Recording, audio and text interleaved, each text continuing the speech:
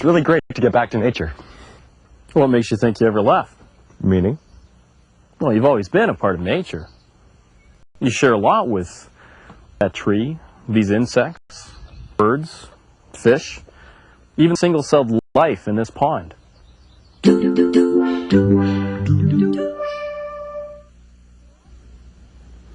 We're all composed of cells. All living things, from simple to complex, perform similar functions to stay alive. Such as? Growth, for one. And movement. Reproduction would be another one. Right. And not just large organisms. Every single cell has structures that perform the activities necessary for life. Well, I know we have organ systems. You're telling me cells have organs? Close. All cells have organelles. Little organs? In a way, they are. Organelles are structures in every living cell that perform special functions for living.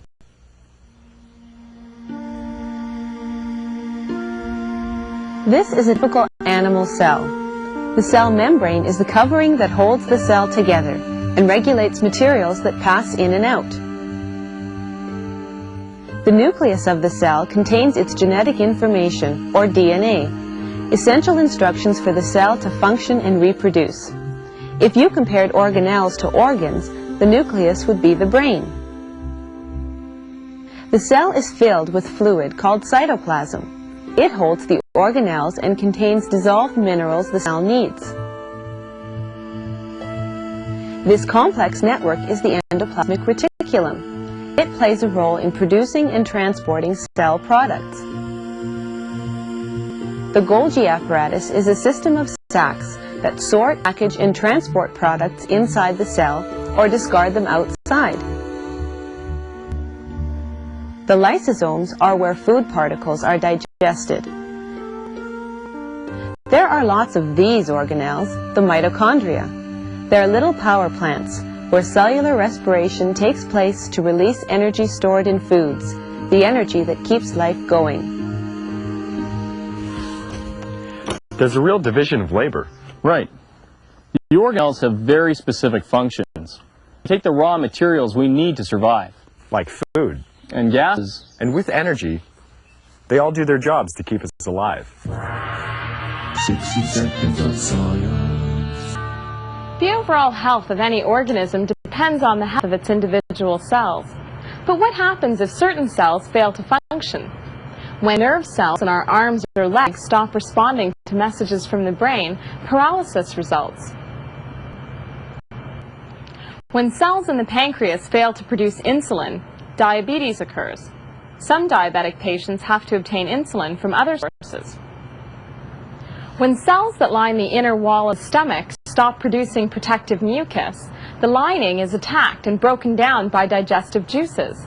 That and bacterial inflammation cause ulcers.